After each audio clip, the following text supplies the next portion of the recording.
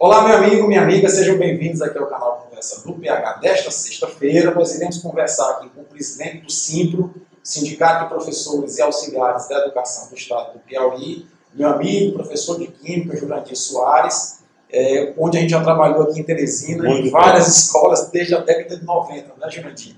E diante desse quadro da pandemia, esse quadro que está deixando todos muito tensos, em relação à possibilidade de contrair a Covid-19, eu resolvi vir aqui no SINPRO, porque está tendo um imbróglio aqui no estado do Piauí se volta ou não às aulas presenciais, né?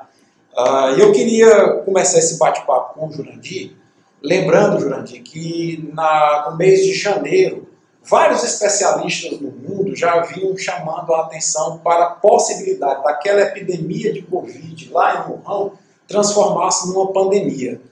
E o governo brasileiro deveria, àquela altura, já estar elaborando protocolos, planejamentos, plano de contingenciamento, inclusive na área educacional. O que se viu foi uma balbúrdia no MEC, e o que se viu foi a educação ficar realmente assim solta, e de lá para cá muita coisa piorou na área educacional, né? Principalmente com a utilização de ferramentas de educação à distância de uma maneira relativamente desarticulada entre Estado, municípios, União até, e alguns professores também não recebendo a qualificação adequada e muitos alunos reclamando, inclusive, de falta de acesso à internet. Obviamente que o SINPRO tem a sua atuação na iniciativa privada, mas também tem articulação com o sindicato, né, de professores e auxiliares da rede pública.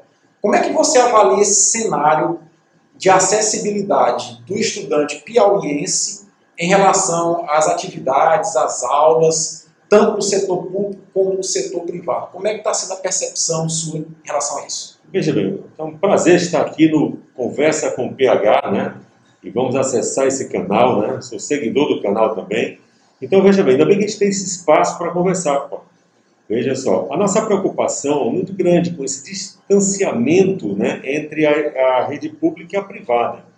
Quando se fala em protocolo, nós temos colégios que estão com protocolos de acordo, mas outros não, certo? Então, essa ferramenta que nós temos hoje da aula remota com mediação tecnológica, certo? Ela tinha que ser melhor trabalhada.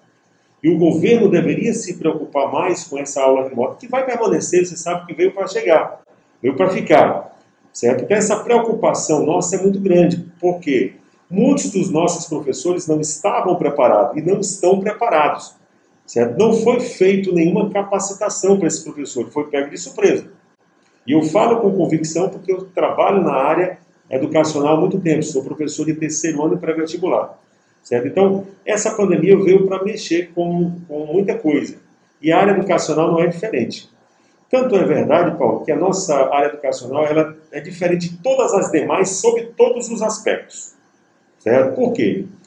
Até, veja só, os outros setores já voltaram, né, em muitos estados no Brasil. Mas a área educacional é a última que foi colocada. Por quê? Justamente devido à preocupação da disseminação da doença. Nós acompanhamos agora há pouco, na França, que houve um aumento em 48% da disseminação da doença com a volta às aulas. Verdade. Estados vizinhos, como aqui o Maranhão, Manaus, que voltaram às aulas, em pouco tempo tiveram que parar. Então, o que há é uma falta de planejamento, né, nessa volta às aulas. Que fique bem claro para o canal e para a sociedade que nós, professores, nós que fazemos o SINPRO, nós não somos contra a volta. Certo. E não somos contra a paralisação, até porque, Paulo, nós nunca paramos. Pelo contrário, certo? Nós estamos trabalhando muito mais. Há uma sobrecarga até... Com certeza. Tá? Isso é fato. Você estava me dizendo aqui que, inclusive, o Jurandir estava me dizendo que ele, pessoalmente, vários colegas tiveram que investir do próprio salário em equipamento tecnológico, em melhoria da qualidade de internet. O tempo de trabalho dobrou para produzir materiais, produzir vídeos, né, em relação para manter o estudante minimamente com algum conteúdo. Né? E nesse sentido nós não tivemos nenhum apoio. Se nós não fomos nem capacitados, imagina só para comprar um equipamento. né? Verdade. Então houve um investimento alto. Isso não se fala em protocolo, em ajudar o professor, certo? Assim como tem que ajudar o aluno em conectar o aluno com a internet, tudo, por que não investir também no professor? Certo? Que é a mola mestra principal aí desse processo. É um elemento motivador até do estudante. Com certeza. E aí o professor se qualificaria melhor. Na percepção do Simpro aqui, vocês não têm a percepção de que faltou e ainda falta um plano de articulação, de enfrentamento da pandemia na área educacional que seja minimamente articulado entre a União, os estados e os municípios e entre o setor público e privado? Me parece que a coisa está assim meio solta, cada um fazendo. Por isso, Paulo, que nós entramos com a ação civil pública para garantir um dos dois tópicos que nós pedimos na ação civil pública. Primeiro, foi que a testagem do professor e dos auxiliares, bem como a comunidade estudantil, né, que vai ter, porque você que é da área de biologia, microbiologia, você sabe o poder de disseminação de uma doença dessa. E nós, professores, à volta do terceiro ano pré-vestibular, que são os alunos que estão mais adaptados a assistir às aulas remotas, é um risco muito grande. Não é querendo ser pessimista não, Paulo. É querendo ser realista. Da mesma forma que você previu uma disseminação muito rápida no Brasil, quando surgiu a epidemia, era epidemia lá em Wuhan, você previu aqui a chegada dessa doença com uma rapidez muito grande e chegou. Imagina só, quem é a responsabilidade de uma volta às aulas prematura, certo? Prematura, e o risco grande de cruzamentos aí da disseminação dessa doença, onde os alunos de terceira e pré-vestibular são os que estão mais, entre aspas, soltos nas cidades, aí, nos restaurantes, nas baladas, e os professores de terceiro ano, você sabe disso, você é da área, não somos exclusivos de colégio. Nós vamos circular nesse colégio. Então não adianta que um colégio A esteja com um protocolo magnífico, mas o professor que torna a ser um vetor de transmissão dessa doença. Na medida que ele sai daquele colégio que está com o protocolo tudo beleza, e vai para outro que não está. E vai voltar para aquele lado. Pessoal, o Jurandir toca num ponto aqui, e tanto o Jurandir como eu até 2013 eu fui professor de cursinho, inclusive vários cursinhos aqui trabalhando junto com o Jurandir, na biologia e o Jurandir na química. E ele toca num ponto aqui que, a meu ver, na biologia, levando em consideração a microbiologia, é crucial. O professor ele vai circular entre salas de uma mesma escola e vai circular entre escolas diferentes. Nós temos professores aqui que dão aula em 6, 8 escolas. Então, se uma escola adota um protocolo adequado e outra não, o professor pode se expor naquela escola em que não foi adotado um protocolo, porque não há uma padronização, e fazer essa doença circular. Um outro ponto aqui que eu quero passar para vocês, que o Jurandir sabe, e eu quero também uma abordagem dele em relação a isso, é que Teresina é uma cidade quente, é uma das cidades mais quentes do Brasil. E aqui, quase todas as salas de aula, tanto na escola pública como na privada, tem climatização. E essas salas de aulas, em algumas situações, elas são caixotes hermeticamente fechados, onde a única porta de acesso é a porta da sala de aula. Não tem janela, não tem janelões. E numa situação como essa, Jurandir, foi divulgado um estudo na China de contaminação em restaurantes e em ônibus. Quando o ambiente é fechado e o ar fica recirculando dentro da sala, o nível de contaminação é absurdamente elevado. Numa situação como essa, Jurandir, ou nessas situações, o professor ele passa a ser extremamente vulnerável à doença, né? Sem dúvida alguma. E esse crescimento é exponencial mesmo. Essa disseminação é de forma exponencial. Tá? Então você tocou num tópico muito legal. Por exemplo, numa mesma escola, se eu ministrar em 10 turmas para 15 alunos, eu vou ter contato com 150 alunos. Olha os cruzamentos aí. Certo? E aí eu vou deslocar para outro colégio. Então veja o risco da contaminação. Por isso é que nós estamos muito aflitos enquanto categoria, tá? Os professores aflitos mesmo dessa volta prematura, a meu ver, né? Sem essa testagem em massa da comunidade escolar. Certo? Não é só professor não, é professor, auxiliar, certo? Porque alguém tem que assumir a responsabilidade dessa testagem. Não nos interessa, enquanto professor, enquanto sindicato, se essa responsabilidade é do Estado, se é do colégio. O que não pode é jogar todos numa mesma sala, sem critério algum. Eu quero te passar aqui um dado para as pessoas também, que é um bate-papo mesmo entre dois amigos, que o Vietnã é um país pobre igual ao Maranhão, com metade da população do Brasil dentro desse estado. Ou seja, o Vietnã tem as dimensões territoriais do Maranhão e tem quase 100 milhões de pessoas. Muito populoso. Muito populoso. É do lado da China, tem uma fronteira terrestre de 1.600 quilômetros com a China, e o Vietnã, até o mês passado, teve 0 morte por Covid-19. Ou seja, a disciplina que foi implementada lá, no sentido de rastrear os casos rapidamente, foi muito bem feita. A Itália, nessa volta da segunda onda na Europa, está dando exemplo, está fazendo rastreamento cruzado, em rede. Ou seja, na volta às aulas, o professor é testado. Se o professor der positivo ou um aluno der positivo, os italianos saem testando de maneira ativa todos os contatos do professor, todos os contatos do aluno, até a segunda geração de contatos, para poder isolar rapidamente e evitar uma rápida disseminação. Aqui no Brasil, a gente está longe dessa realidade, né? Com certeza. E digo mais, Paulo, veja bem. Essa volta, digamos que um colégio X voltou e deu positivo em uma sala. Tem que interditar o colégio. E os outros segmentos do colégio que estão online?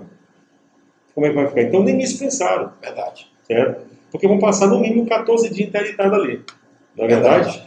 E digo mais, a volta às aulas mexe com o transporte público, mexe com a volta desses alunos e a volta dos professores para suas residências, onde muitos moram com mães, pais, são idosos. Cadeia, né? Então, olha só onde nós queremos chegar, né? A possibilidade de transmissibilidade dessa doença, tá? Não só na comunidade escolar, mas disseminando como tudo na comunidade. Perfeito. Por isso que devemos relevar aqui os pontos que nós elencamos nessa ação civil pública. E o juiz foi muito sensível, certo? Ele afirma, da mesma forma que a gente, que não é contra a volta. Nós não somos como que passa para a ideia para a sociedade que o professor não quer trabalhar, que o professor... Não, pelo contrário. Está trabalhando muito mais agora. Pelo contrário, certo? Então, passa essa ideia e sensibilizou o juiz em que vai chamar o Estado e as escolas para entrar em um acordo, certo?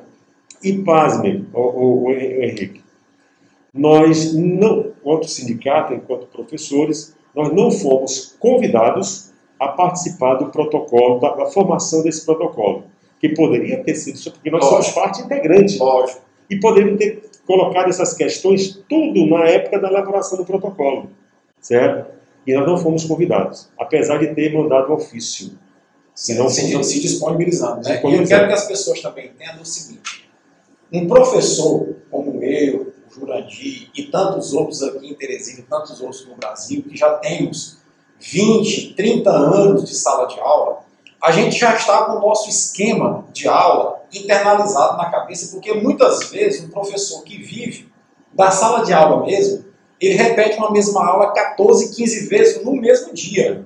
Então, quer dizer, ele está com aquele esquema todo já incorporado. De repente, esse professor tem que mudar toda essa abordagem dele para um EAD, onde ele vai ter que produzir um vídeo, editar esse vídeo, colocar o melhor slide para poder casar com a imagem dele, produzir questões, material didático, ou seja, o trabalho está muito dobrado. E esses efeitos ele tem AD, você sabe que eles são essenciais para chamar a atenção, prender a atenção do aluno. Lógico. Não só a questão do vídeo, tudo, mas a questão do slide, colocar todos os efeitos, tempo tempo certo, tudo, passo a passo da questão, é totalmente diferente de uma aula presencial, Henrique. Nós sabemos disso. Com certeza. Né? Então o professor teve que se readequar a isso aí. Certo? Então essa é a nossa preocupação. E você falou bem um ponto também relevante, que essa volta aqui no Piauí, né, do terceiro ano pré-vestibular, vamos voltar de novo para os professores. São os professores mais tarimbados. São. Né? E são os professores que estão numa faixa etária também maior. Então aí aumenta mais ainda o risco. É grupo de risco. Na verdade, em que o protocolo também tinha que colocar que em cada escola tinha que disponibilizar um setor médico para que o professor fosse atendido para saber se é de risco ou não. Porque tem várias situações. E a outra, quando a gente pede a testagem, Henrique, a gente não está pedindo que a Secretaria de Saúde vá direto para cada escola, não. O professor poderia se deslocar para o UBS, se identificando com a carteirinha do sindicato, contra-cheque do professor, atendido, né? ser atendido prioritariamente. Perfeito, perfeito. Certo? Então, e aí voltaria ao colégio com... E essa testagem, ela tem que ser sistemática. Você vê, no futebol está sendo feito isso, né? E veja como está acontecendo, né? Tem times aí que dá 10, 15 pessoas aí. Nosso River mesmo aqui já teve situação de 6 jogadores. Vai o River, vamos aqui. Bom, mas eu quero tocar aqui num ponto. No dia 1º de outubro, o sindicato entrou com uma ação na Justiça do Trabalho, exatamente por essas vulnerabilidades que nós colocamos aqui, às quais o professor está sujeito no retorno às aulas presenciais, e o juiz Roberto Vanderlei Braga atendeu o pedido do sindicato e deu uma liminar proibindo o retorno das aulas presenciais até que se encontrasse uma metodologia adequada, que se diga isso. Bom, 4 dias depois, no final de semana, a desembargadora do trabalho, Liana Chaib, cassou essa liminar. E, após o mérito ser julgado no dia 6 de outubro, o Tribunal Regional do Trabalho, com o juiz Carlos Wagner Neri, indeferiu a decisão da desembargadora, mantendo a suspensão do retorno das aulas presenciais. Só para vocês observarem que aí existe uma insegurança, inclusive jurídica, causada pela falta de um plano nacional de enfrentamento da pandemia na área educacional. Eu venho conversando com o Jurandir, defendendo a ideia de que caberia ao MEC, que inclusive está se esquivando com o novo ministro também, da responsabilidade de construir um plano dialogado com as secretarias estaduais de saúde, com as secretarias municipais de saúde, para minimamente você ter um esqueleto de um plano que permitisse uma volta com segurança às atividades presenciais, né?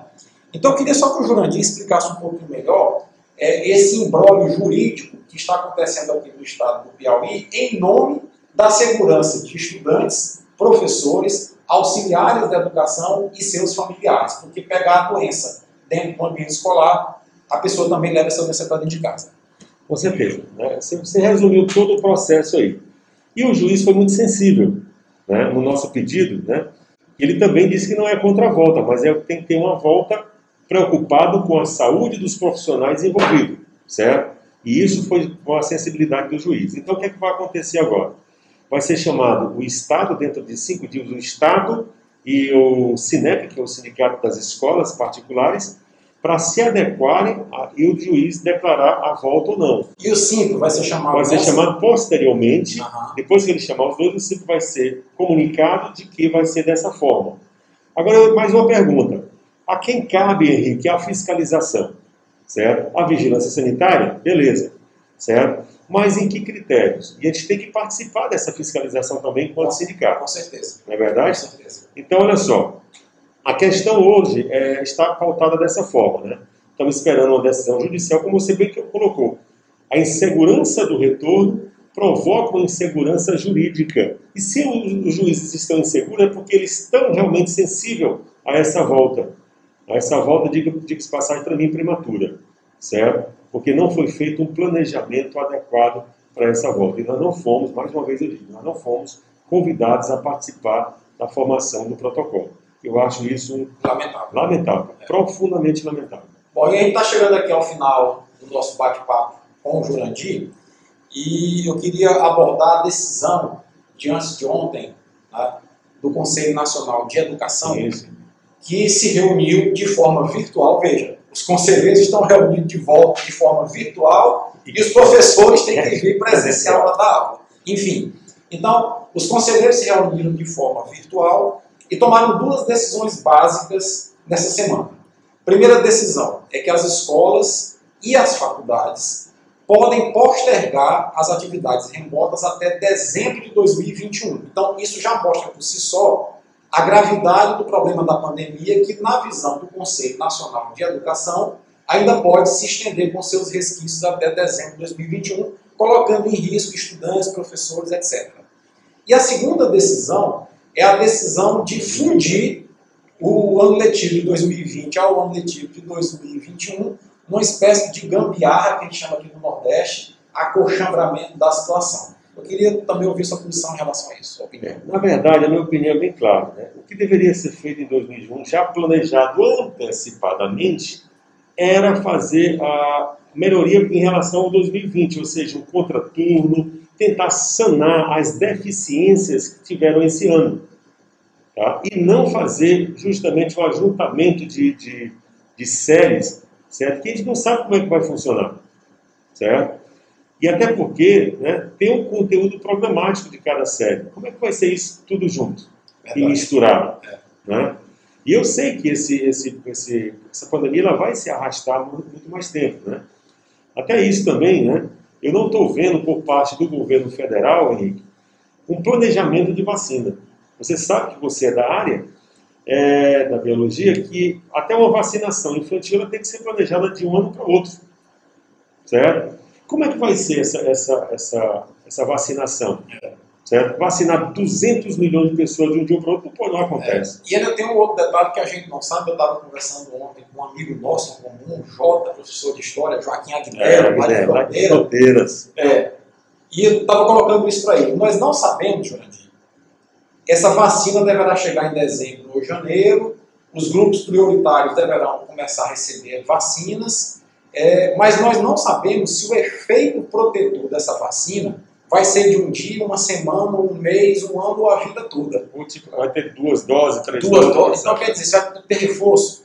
Então isso só vai ser compreendido depois de um ano e meio da população ter sido vacinada. Aí é que nós vamos ver o impacto da vacina no médio e longo prazo. Né? Até lá a gente não sabe. Então, eu acredito, isso é uma opinião pessoal minha, baseada no conhecimento técnico que eu tenho, que essa questão da Covid-19 ainda vai se arrastar por alguns anos. Numa menor escala, numa menor intensidade. Mas ela vai se arrastar por alguns anos até a gente ter uma compreensão melhor disso. De fato, eu acho que fica a mensagem de que o sindicato de professores está fazendo o seu papel no sentido de preservar não só a integridade física de professores e auxiliares, como também de seus familiares e dos estudantes, porque essa ação, na qual, inclusive, o juiz do Tribunal do Trabalho se mostrou bastante sensível, aponta para essa direção. Né? É verdade, veja bem, e essa não é uma posição de diretoria de sindicatos. Nós tiramos essa posição em uma assembleia, a Assembleia Geral, em que a categoria decidiu, e a Assembleia é soberana, você sabe disso, decidiu desta forma. Então nós só estamos cumprindo o que foi decidido em Assembleia, certo?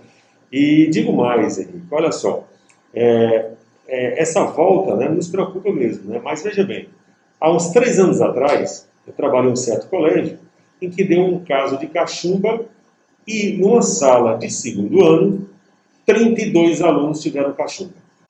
Certo? Onde a cachumba a gente sabe que tem um tratamento já adequado, específico. Imagina só, isso em uma semana, Henrique. 32 casos de cachumba. Imagina uma doença dessa. Vou te dar um outro exemplo familiar. Eu tenho um filho caçula, o Antônio, 3 anos de idade, e o Antônio, no ano passado, foi matriculado numa creche-escola. Né? O Antônio, em 6 meses, foi ao médico 22 vezes. Eu fui contar as receitas médicas do Antônio lá em casa. Dor de garganta, virose, dor de ouvido, gripe, porque o ambiente escolar é esse ambiente. Né? 22 vezes em 6 meses, gente. Esse ano, com a pandemia, nós tiramos o Antônio da escola, ele não foi ao médico uma única vez, ele não adoeceu uma única vez. Isso por si só, Joãozinho, mostra que o ambiente da sala de aula é um ambiente propício à disseminação de infecções. Né? É verdade. Então veja só o risco dessa volta sem ser planejado. Verdade. Isso é fato. E eu queria aqui, Henrique, agradecer a você por esse espaço e queria dizer mais, né? A toda a categoria de professores, certo? Até porque a próxima semana, eu não chamo o dia do professor, semana do professor, professor não tem dia, professor é todo dia, não é verdade?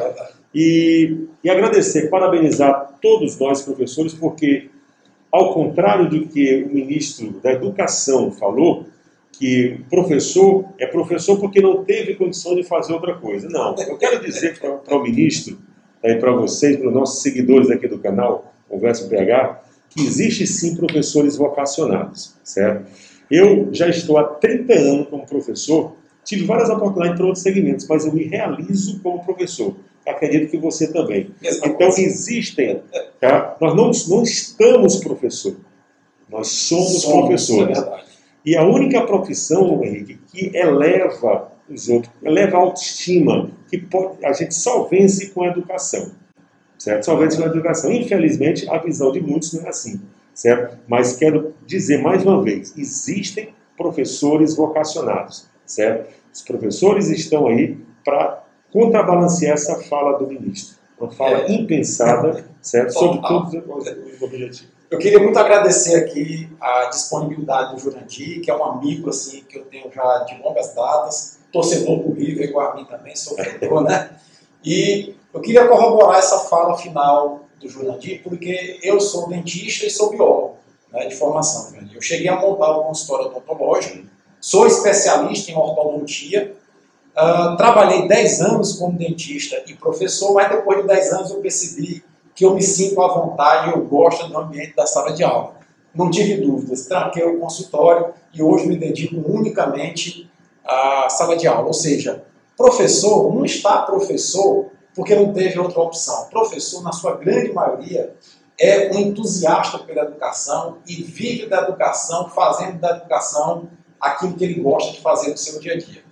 É um trabalho árduo, porém gratificante. Muito gratificante. Na medida em que a gente é reconhecido como professor, certo? Você sabe que nós moramos numa capital muito interiorana. Isso. E é quase impossível, nós que já estamos há 30 e poucos anos, tem professor de 50 anos, sair em Teresina que não seja reconhecido como um ex-aluno.